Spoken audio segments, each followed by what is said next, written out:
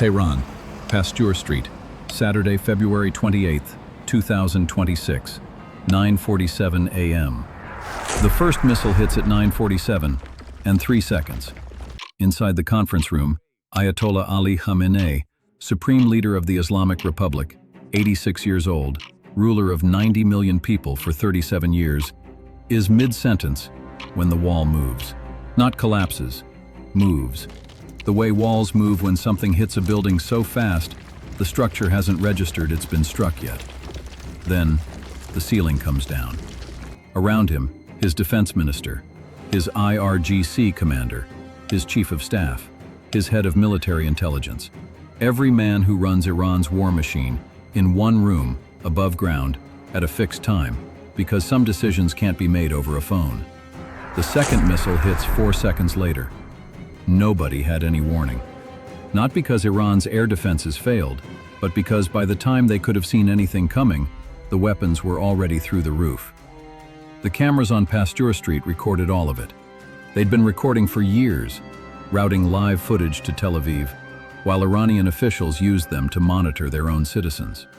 This is the story of how those cameras got there, how 2 intelligence agencies spent years watching a parking lot, and how the most protected man in the Middle East got found, not through a raid, not through a mole, not through a lucky break, through patience, a shift schedule, and 30 men who never thought to check whether the cameras outside their workplace were actually theirs.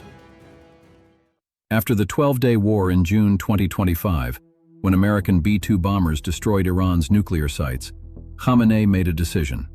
He would become impossible to find. No fixed schedules, no predictable locations. Convoys switched routes at the last minute. Entire neighborhoods were cleared for arrivals that never happened. Engineers expanded the bunker beneath his compound so deep, the elevator alone took 5 minutes to reach the bottom floor.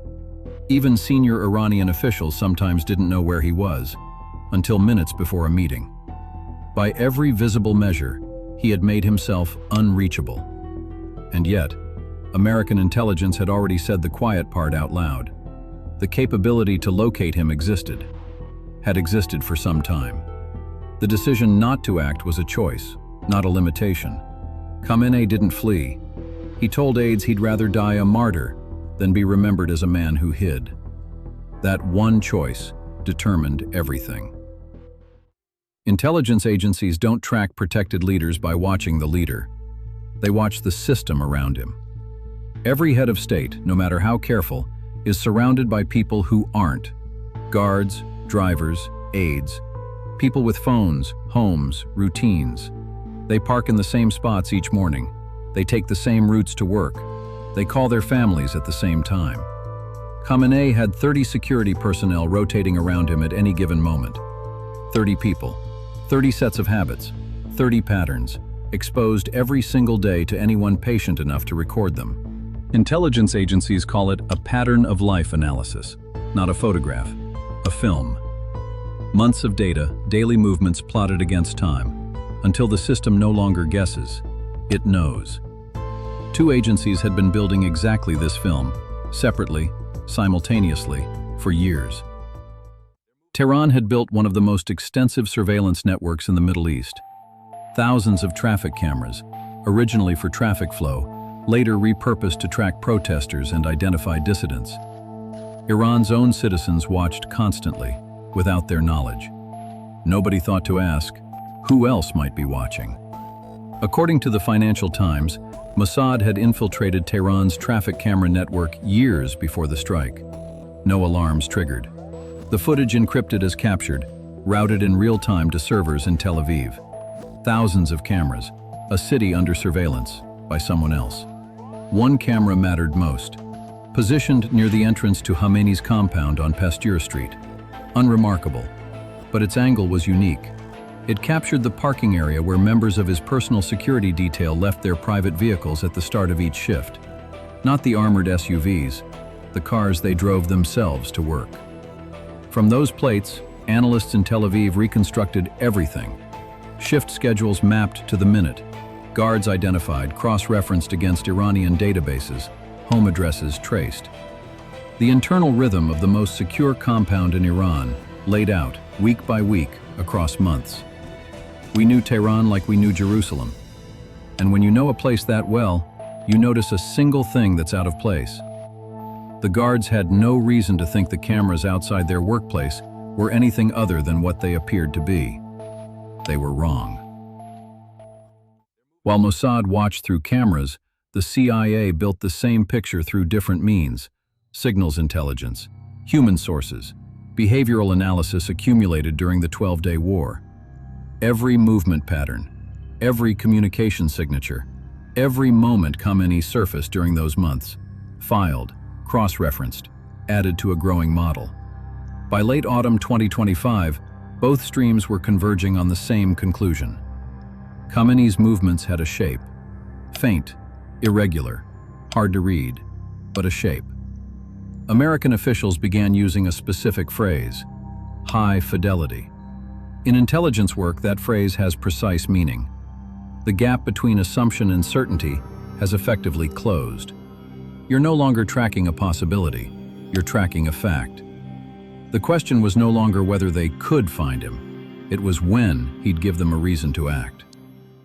By February 2026, the Islamic Republic was fracturing.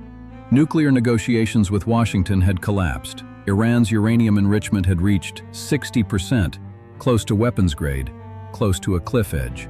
International inspectors were demanding access Iran refused to grant. Iran's military leadership was in equal disarray. The 12-day war had gutted the upper ranks. Decades of institutional knowledge erased in days. Their replacements were newer, less experienced, operating in conditions none of them had trained for. Some decisions couldn't be delegated, couldn't be handled by intermediaries, couldn't happen over a phone. They required the supreme leader in the room. Governing requires presence, and presence creates patterns. Sometime in the days before February 28th, a meeting was scheduled inside the compound on Pasteur Street. Defense Minister Aziz Nasserzadeh, IRGC Commander General Mohammad Pakpour, Chief of Staff Abdul Rahim Mousavi, Admiral Ali Shamkhani, Head of Military Intelligence. The full inner circle, one building, above ground, a fixed time. The CIA learned of it. The precise source has never been disclosed. What is known? The intelligence was assessed immediately at the highest level of confidence and shared with Israel the same day. The words used were high fidelity. The operation had existed for months as a plan. Israel called it Operation Roaring Lion. America called it Operation Epic Fury. Designed as a nighttime strike, darkness disrupts air defenses. Darkness is when the world expects an attack. The February 28th meeting changed everything. A morning meeting, daylight. A window measured not in hours, but in the duration of a single gathering. If Khamenei left early, if he went back underground, it closed. Possibly forever. Israeli planners made the call: move the strike to daylight.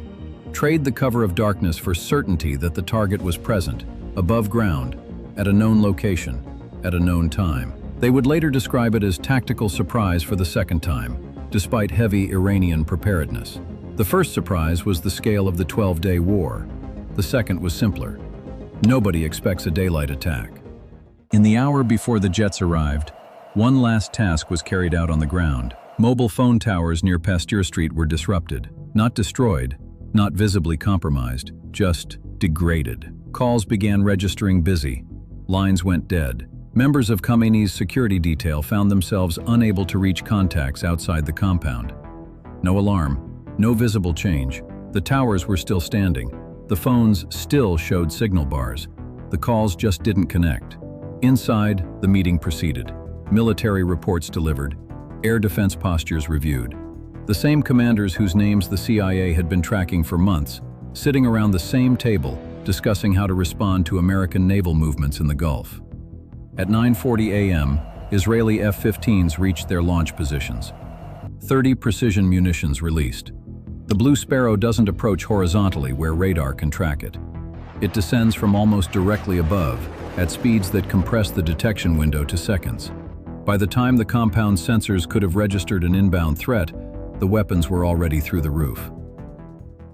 The silence that followed was, in intelligence terms, its own kind of signal. No statement from Iranian officials for hours. No denial from state media. No public appearance from any official scheduled to attend the meeting. The Supreme National Security Council went quiet. Shortly before midnight, an unnamed Israeli official stated that Khamenei had been located in the rubble. Iranian state media denied it, then denied it again, then went quiet. At 1 a.m. on March 1, 2026, the Supreme National Security Council confirmed the death. Ayatollah Ali Khamenei, 86 years old, supreme leader since 1989, gone. Killed alongside him, Nasirzadeh, Pakpur, Mousavi, Shamkhani, members of his own family, including Mojtaba Khamenei's wife and son. Mojtaba himself survived by seconds. According to a leaked audio recording, he had stepped into the courtyard moments before impact. He suffered a leg injury. Everyone who remained inside did not. The full inner circle of the Islamic Republic, found not through force, not through luck, not through a single brilliant act of espionage, through years of watching a parking lot, a shift schedule, a camera on Pasteur Street that nobody in Tehran ever thought to check. It watched the guards park their cars. It watched the patterns form. It watched the meeting assemble. And then there was nothing left to watch for.